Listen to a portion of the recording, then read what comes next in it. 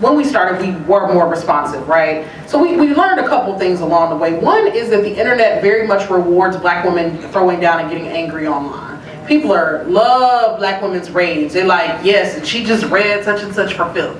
And let me tell you, it was cathartic, right? And I would take every opportunity I could to read white ladies for filth because they were always doing racist shit. And so I would just, show out, and we would show out because we're crunk, and that's what crunk meant, in a particular moment. When we realized that the internet will reward you greatly, white girls will come over and read you ripping them to shreds. They'll read it. It's like they're gluttons for punishment because it's a way to get street cred, right? Well, see, we engage people who called us racist, so we not racist, and it's like it's all this psychology. It's too much.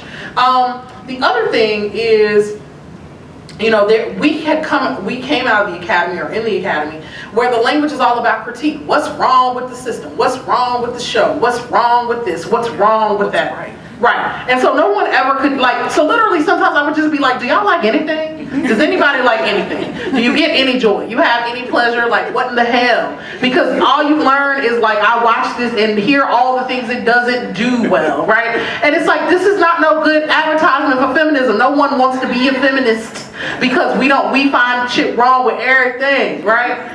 And so at some point we just realized that there was that we wanted to be about something different, that we didn't want to be about critique. We wanted to be about creation, that we cared far more about the world we were trying to build than trying to tear down things. And that doesn't mean we won't go for a read, and I know I've had some epic reads, and sometimes they've been productive and other times they haven't. But one of the things that I really worry about in this moment, particularly around representations of digital black feminists, is that we get seen as reactionary, right?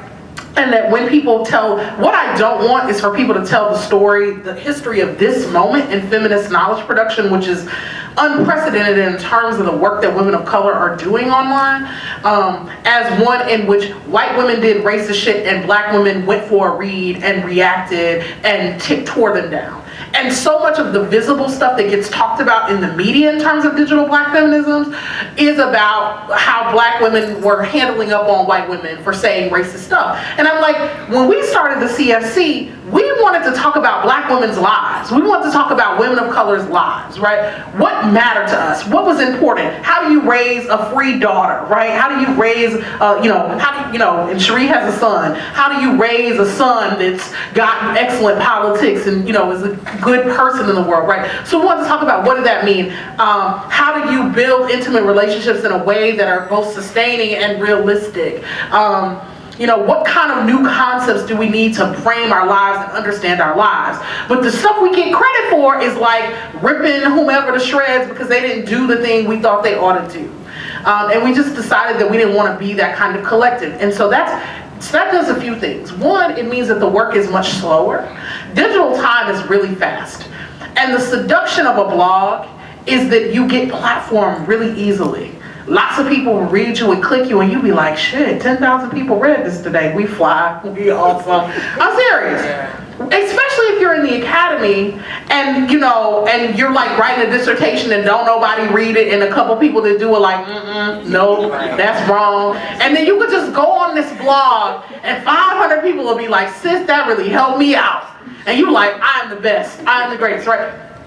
There's a deep psychology to that. And so then you can get caught up in the we gotta respond, we gotta say something, whatever.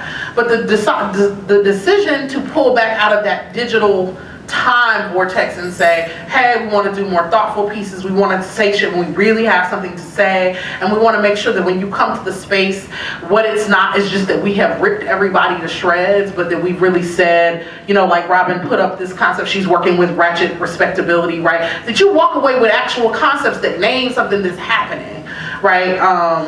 Years ago I did this post called Disrespectability Politics. I'm talking about Jay-Z and Beyonce and so a few other things as well. So we see it as a space to really try to create some stuff.